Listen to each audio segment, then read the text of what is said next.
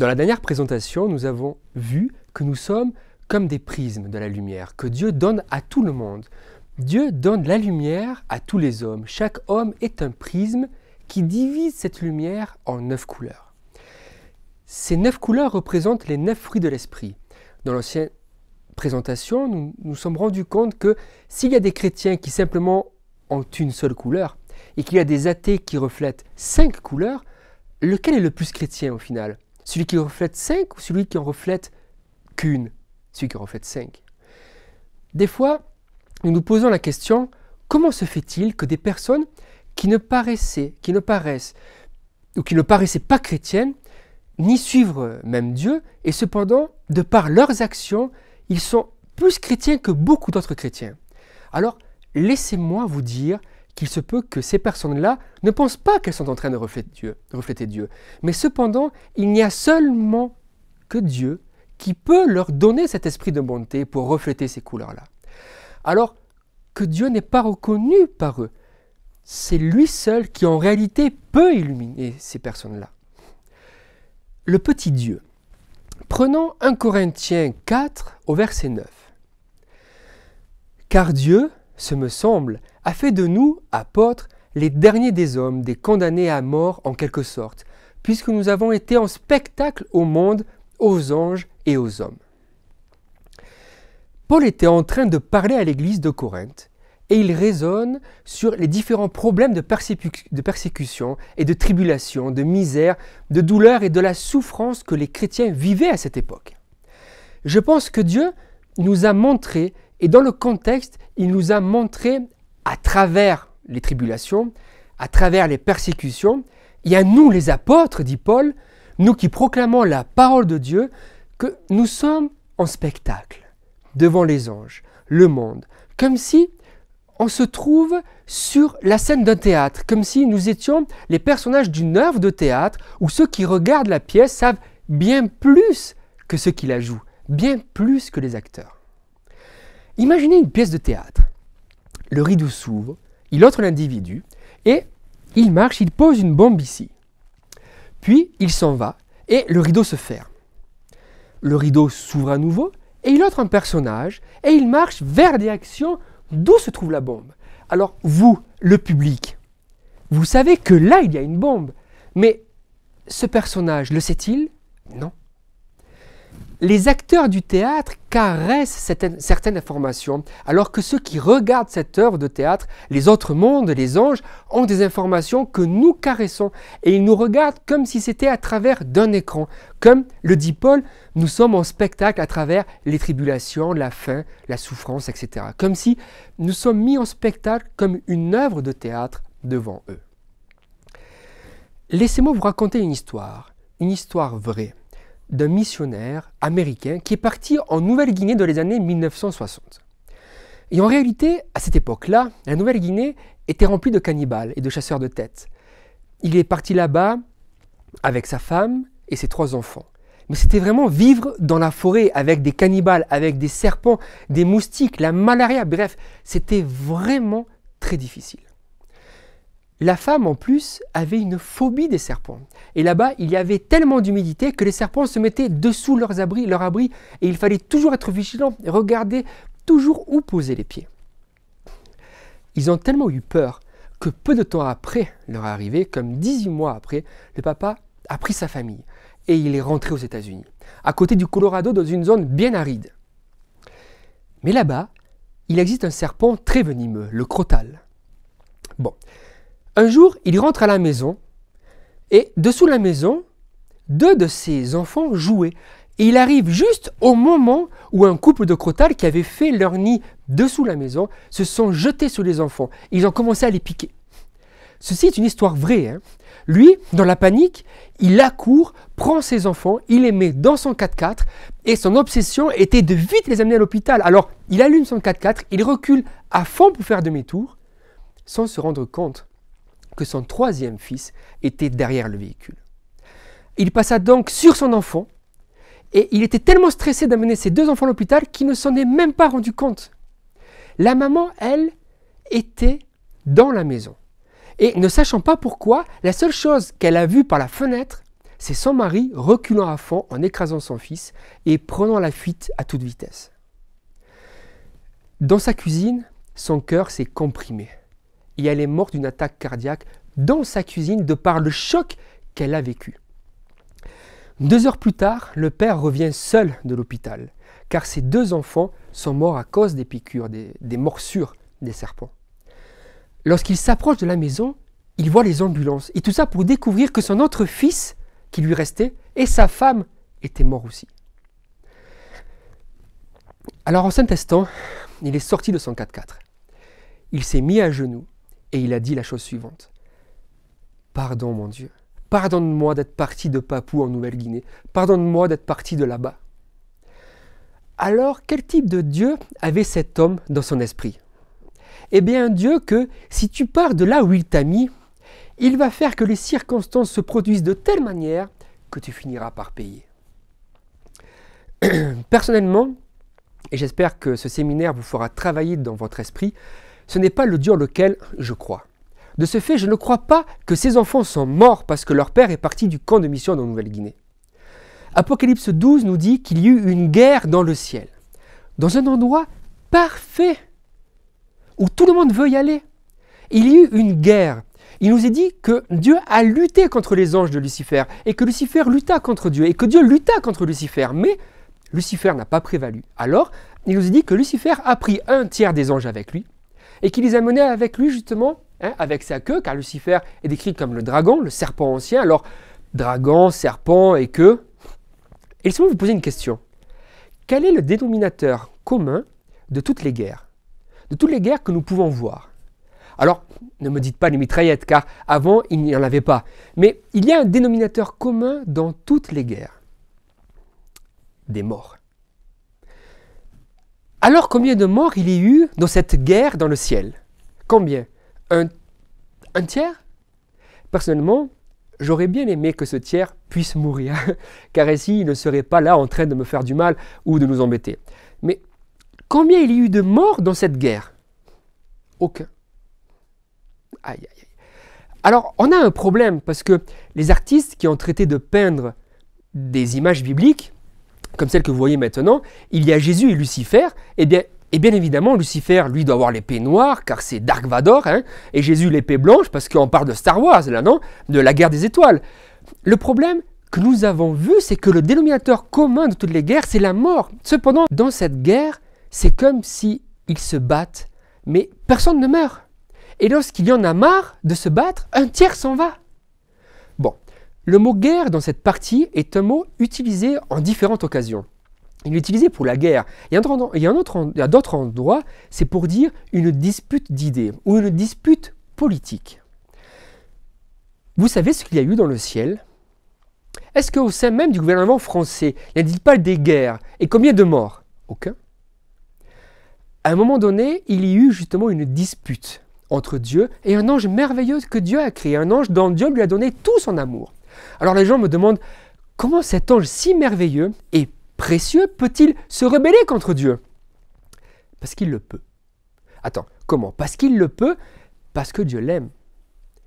Il se rebelle parce que Dieu l'aime, bien sûr, parce que l'amour de Dieu va tellement loin jusqu'aux ultimes conséquences. Quel est le premier livre de la Bible? Le premier livre écrit, Job. Il est le premier livre écrit de la Bible. Et j'aimerais que vous écoutiez attentivement ce que dit ce livre. Cela se trouve dans le premier chapitre de Job, au verset 6. Or, les fils de Dieu vinrent un jour se présenter devant l'Éternel, et Satan vint aussi au milieu d'eux.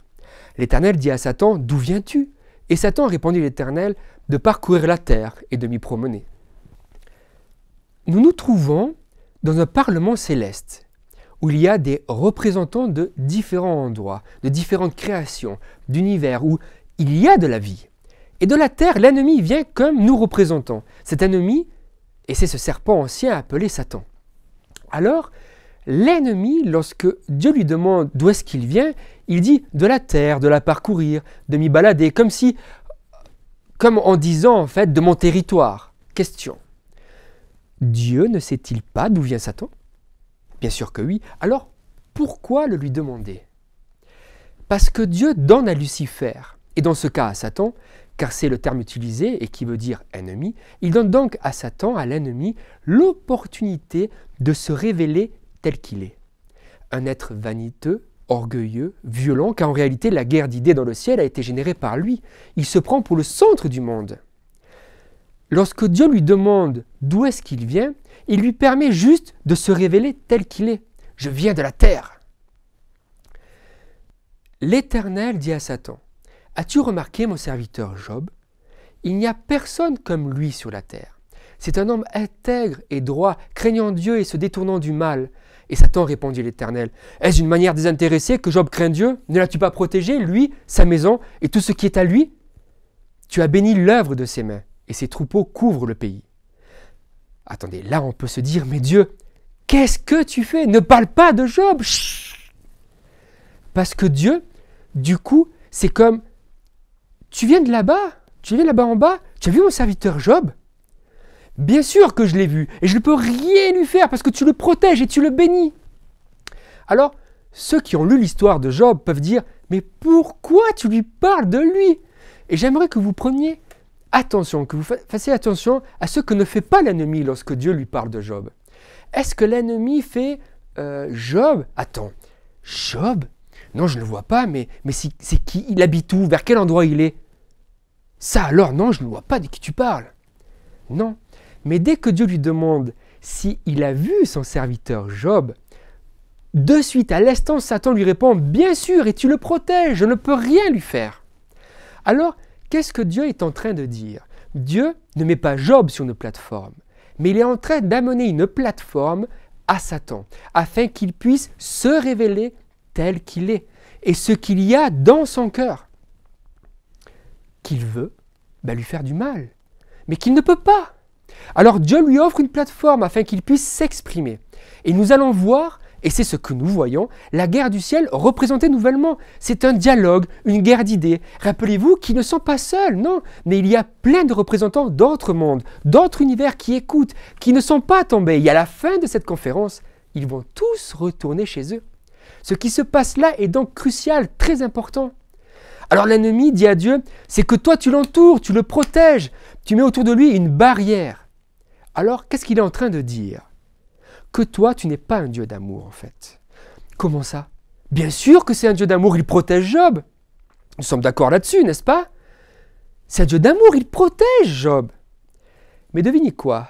Ce que Satan essaie de dire, c'est que toi, tu n'es pas un Dieu d'amour, non. Et tu ne crois même pas en ce que tu dis, de ce que l'amour, tu l'emmènes à son extrême, de ce que l'amour, c'est la liberté, jusqu'aux limites extrêmes de ses conséquences, parce que tu freines ma liberté, de me laisser faire ce dont moi j'ai envie de faire, dit l'ennemi. Et ça, tous les représentants présents l'entendent. C'est comme s'il dit, pour que Job soit protégé, il faut que moi, je sois limité. Alors, à quel moment Dieu a décidé d'enlever la possibilité à l'être humain de choisir son destin? À aucun moment. Alors, à quel moment Dieu a enlevé à l'ennemi le pouvoir de choisir son destin? Continue-t-il à faire du mal? Oui. Et vous savez pourquoi il continue de faire le mal? Parce que Dieu l'aime. Comment? L'ennemi continue à faire du mal parce que Dieu l'aime? Oui, parce que l'amour de Dieu est empreint de la liberté de décision que chacun choisit de prendre. Moi, personnellement, j'ai choisi d'associer mon destin avec Dieu. D'autres choisissent l'opposé. Et le fait qu'ils choisissent l'opposé est donné et vient de Dieu. Alors, pour que Dieu sauve tout le monde, il est obligé d'enlever à tout le monde la volonté de choisir. Et il doit se convertir en un dictateur. Le fait qu'il va y avoir des gens qui n'uniront pas leur vie avec Dieu pour l'éternité, c'est la preuve et l'évidence les plus claires que Dieu les aime. Vous comprenez ce que je veux dire? Le fait qu'il va y avoir des gens qui vont se perdre, qui nous pourront vivre d'éternité en éternité dans la félicité, est l'évidence la plus claire que Dieu les aime. Parce que Dieu les aime et leur donne la liberté, et eux, dans leur liberté, ont choisi un destin sans Dieu. L'ennemi, lorsqu'il dit à Dieu, toi, tu le protèges, il ne dit pas seulement cela en réalité. Avez-vous déjà écouté le Congrès ou le Sénat? Vous avez remarqué, sûrement bien souvent, que bon nombre de phrases dites ont une double signification, un double sens. Ils disent quelque chose au parti politique adverse, mais en réalité, il les pique avec une épine. Quand l'ennemi dit « toi, tu le protèges », eh bien en réalité, il dit « toi, tu me restreins, tu me freines, tu me bloques dans ma volonté ». L'accusation de l'ennemi contre Dieu est que Dieu restreint, Dieu limite, et c'est pour cela que ce message d'amour qu'il dit est faux. Alors Dieu dit « je ne te restreins pas ». Si c'est ton accusation contre moi, il y a l'ouïe de tout le monde, voilà, il n'y en a pas, vas-y, pourquoi ? Parce que Lucifer, qui s'est converti en l'ennemi de Dieu, a la liberté d'agir parce que Dieu l'aime. Alors maintenant, voyons ce qu'il fait lorsqu'il utilise la liberté que Dieu lui a donnée. Retournons à Job, chapitre 1, les versets 13 à 19. Un jour, que les fils et les filles de Job mangeaient et buvaient du vin dans la maison de leur père aîné, de leur frère aîné, il arriva auprès de Job un messager qui dit « Les bœufs labouraient et les ânesses paissaient à côté d'eux. Des Sabéens se sont jetés dessus, les ont enlevés et ont passé les serviteurs au fil de l'épée. Et je me suis échappé, moi seul, pour t'en apporter la nouvelle. » Il parlait encore lorsqu'un autre vint et dit « Le feu de Dieu est tombé du ciel, a embrasé les brebis et les serviteurs, et les a consumés. » Et je me suis échappé, moi seul, pour t'en apporter la nouvelle. Il parlait encore lorsqu'un autre vint et dit « Des Chaldéens formés en 3 bandes se sont jetés sur les chameaux, les ont enlevés et ont passé les serviteurs au fil de l'épée, et je me suis échappé, moi seul, pour t'en apporter la nouvelle. » Il parlait encore lorsqu'un autre vint et dit « Tes fils et tes filles mangeaient et buvaient du vin dans la maison de leur frère aîné. Et voici, un grand vent est venu de l'autre côté du désert, y a frappé contre les 4 coins de la maison. Elle s'est écroulée sur les jeunes gens. Et ils sont morts. Et je me suis échappé, moi seul, pour t'en apporter la nouvelle. » J'aimerais que vous prêtiez attention à cela, au versets 20 et 21. Alors Job se leva, déchira son manteau et se rasa la tête. Puis, se jetant par terre, il se prosterna et dit « Je suis sorti nu du sein de ma mère, et nu je retournerai dans le sein de la terre. L'Éternel a donné, et l'Éternel a ôté. » Il en résulte qu'un de ses serviteurs arrive et dit « Tu ne peux pas imaginer ce qui s'est passé. Le feu de Dieu est descendu du ciel. Il est tombé et a brûlé le troupeau, il a brûlé les bergers. » Voyons ce qui se passe ici. Imaginez qu'il y a un groupe de jeunes artistes qui vont faire une œuvre de théâtre. Et cette œuvre s'appelle Job. Dans la première scène, il apparaît Job avec 7 fils et ses 3 filles. Et sa femme, c'est un gentilhomme qui a de bons enfants et qui est riche. Il y a une musique et tout le monde est content. Puis le rideau se ferme. La lumière s'éteint. Et vous entendez qu'ils sont en train de changer le décor. Vous êtes le public. Ensuite, la lumière s'allume, le rideau s'ouvre. Il apparaît comme un congrès de députés, un parlement. Et il y vient un homme hautain, l'ennemi. Et il dit au président, à Dieu, « Toi, tu m'enlèves la liberté parce que tu mets une protection sur ces personnes. » Alors Dieu dit, « Lorsque je dis que je suis amour, et je donne mon amour à toutes les créatures. Et dans cet amour, il y a implicitement la liberté de choisir. Car Dieu n'utilise pas un pistolet afin que toi tu l'aimes, car l'amour ne peut être forcé. Seul l'amour réveille l'amour. » Alors il dit, « Ne croyez pas ce que dit l'ennemi, je suis amour. Tu peux aller. Vas-y, fais ce dont tu as à faire. Ce qui sort de ton cœur, ce qui sort de ta volonté, car dans mon amour, cette liberté est implicite. » Les rideaux se ferment, la lumière s'éteint, et on entend à nouveau qu'il se modifie le décor. Puis les rideaux s'ouvrent, et on voit Job, et on voit venir les serviteurs qui ont pu s'échapper et lui raconter l'histoire de ce qui s'est passé. Et vous, en tant que public, vous entendez la chance suivante. « Puis le feu de Dieu est descendu du ciel, Job, et il a brûlé tous les bergers et les brebis. » Alors vous, comme public, vous savez quelque chose en cet instant que ni les serviteurs, ni Job ne connaissent. Alors, que savez-vous? Que savez-vous dont eux ne savent pas? Que ce n'est pas Dieu. Vous savez que ce n'est pas Dieu, que ça n'a pas été Dieu. Et lorsque Job se met à genoux et il dit « Dieu a donné et Dieu a enlevé », vous savez quelque chose que Job ne sait pas, que ce n'était pas Dieu. Continuez l'histoire de Job et vous verrez que les scènes se répètent et ce même ennemi fait du mal physiquement à Job et il lui donne des maladies. Et lorsque nous arrivons au chapitre 10, nous avons la chose suivante. C'est Job. Les rideaux s'ouvrent et devant vous, il y a Job avec plein de boutons, d'ulcères sur la peau, recouvert de cendres, amaigri, à moitié nu et disant la chose suivante au verset 1 à 2. Mon âme est dégoûtée de la vie. Je donnerai cours à ma plainte. Je parlerai dans l'amertume de mon âme. Je dis à Dieu, ne me condamne pas, fais-moi savoir pourquoi tu me prends à partie. En cet instant, vous savez quelque chose dont Job ne sait pas. Que savez-vous? Que ce n'est pas Dieu. Que Dieu ne le prend pas à partie. Le verset 3. Te paraît-il bien de maltraiter, de repousser l'ouvrage de tes mains et de faire briller ta faveur sur le conseil des méchants? Non mais attends, ça paraît bien ce que tu es en train de faire? Et vous, vous savez quelque chose en cet instant que Job ne sait pas, que ce n'est pas Dieu? Continuons, versets 4 à 7. As-tu des yeux de chair? Vois-tu comme voit un homme? Tes jours sont-ils comme les jours de l'homme et tes années comme ses années, pour que tu recherches mon iniquité, pour que tu t'enquières de mon péché, sachant bien que je ne suis pas coupable et que nul ne peut me délivrer de ta main? Suis-je coupable? Malheur à moi! Suis-je innocent? Je n'ose lever la tête, rassasié de honte et absorbé dans ma misère. Les versets 18 et 19. Pourquoi m'as-tu fait sortir du sein de ma mère? Je serais mort et aucun œil ne m'aurait vu. Je serais comme si je n'eusse pas existé et j'aurais passé du ventre de ma mère au sépulcre. Il aurait mieux fallu que le jour où je suis né, celui qui m'a pris dans les bras, eh bien, il aurait dû me faire tomber par terre. Ainsi, je ne serais pas là aujourd'hui. Je crois qu'un psychologue dirait qu'il a une dépression de cheval. Et maintenant, imaginez que vous êtes encore le public, que le rideau se ferme, l'œuvre est terminée, mais maintenant, il vous est donné l'opportunité d'influencer l'œuvre. Et il vous est donné deux options. Alors, on vous distribue des petits papiers sur lesquels vous avez deux options. La numéro 1, laissez Job continuer à croire que ce fut Dieu.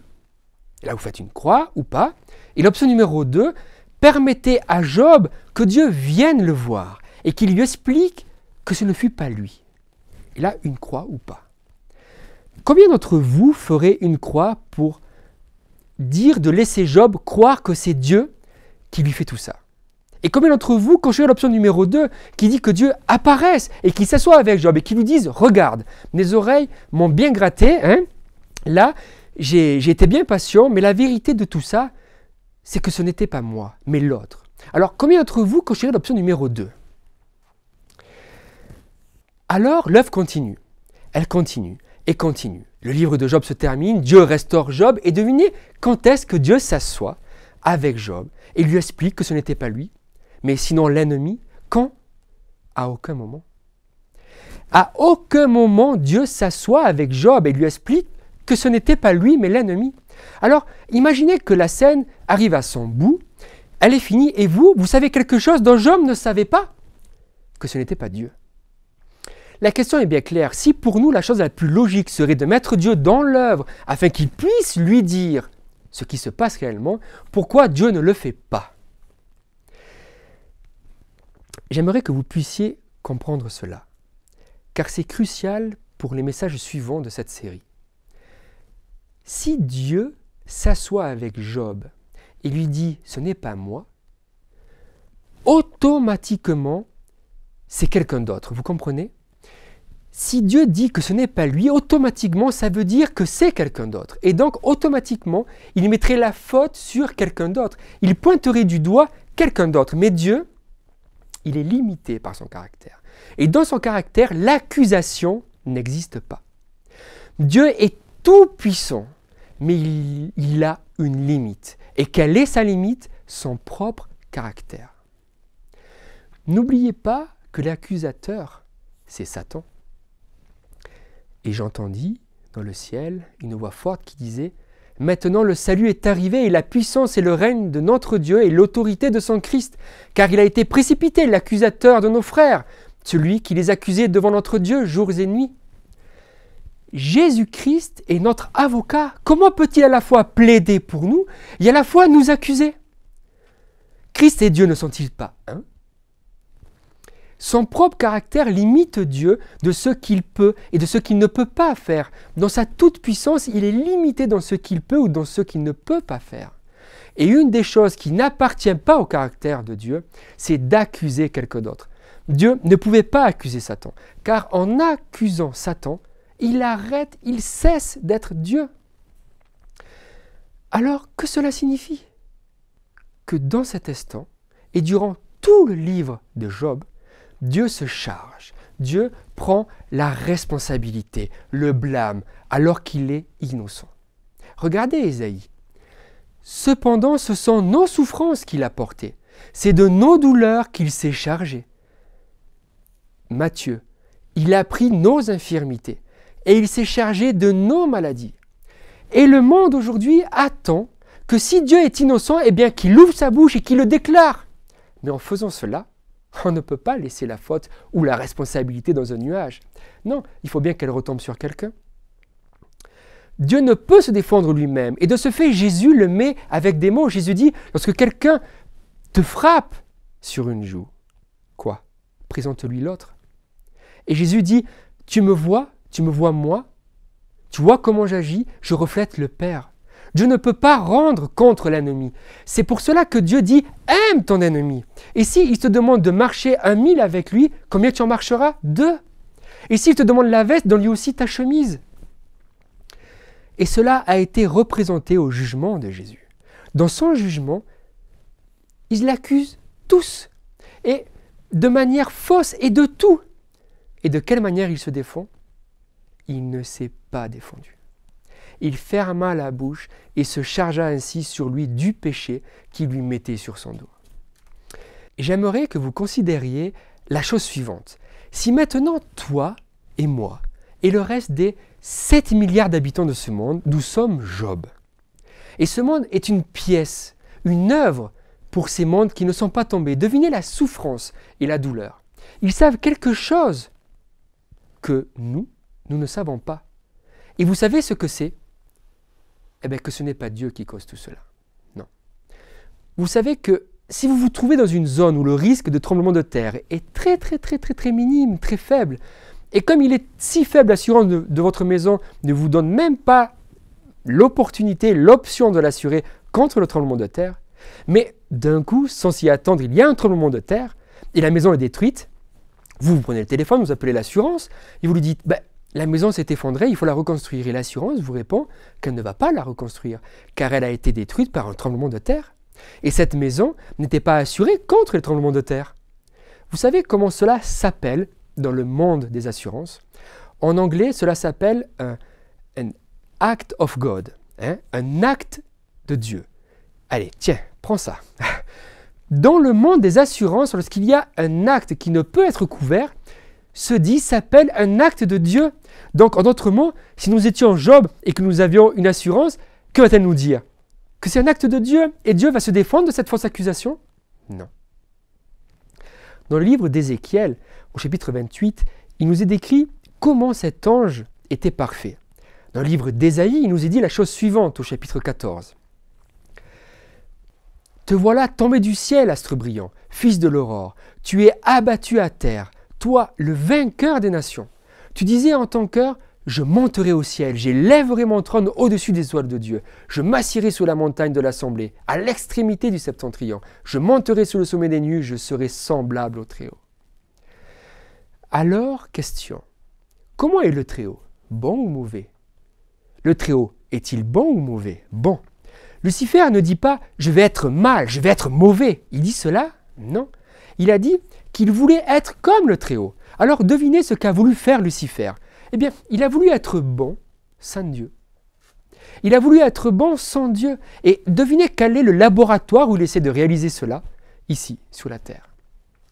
La Terre est le laboratoire où cet individu fait sa volonté sous la théorie que l'on peut être bon sans Dieu. Et pour le moment, fait-il un bon travail? Prison, hôpitaux, crimes, viols. Super l'expérience. Prêtez attention à cette citation d'un commentaire biblique. À mesure que nous approchons de la fin, où il doit opérer avec plus de puissance que jamais pour séduire et ravager, Satan s'efforce de répandre la croyance qui n'est qu'un mythe, autrement dit qui n'existe pas. Sa tactique est d'agir dans l'ombre et de laisser ignorer sa personnalité et son activité. Toujours la suite. Le grand séducteur ne redoute rien Tant que de voir sa ruse découverte, pour mieux masquer sa nature réelle et ses desseins, il s'est fait représenter sous des images grotesques destinées à provoquer l'hilarité et le mépris. Il lui plaît de se voir dépeint comme un être ridicule ou repoussant, moitié animal et moitié homme. Il est ravi d'entendre des gens qui se disent intelligents et renseignés prononcer son nom à la légère ou par moquerie. De quelle manière s'est-il présenté au Jardin d'Éden? Youhou, je suis Lucifer, je suis ici pour te faire souffrir. Il est apparu comme ça? Non. Mais avec un déguisement de serpent, dans la séduction. Vous avez sûrement déjà entendu la chanson des Rolling Stones qui dit « J'étais là dans le jardin, j'étais là lorsque Jésus avait faim. Enchanté de te connaître, j'espère que tu reconnais mon nom. » Le titre de cette chanson, c'est « Sympathy for the Devil ».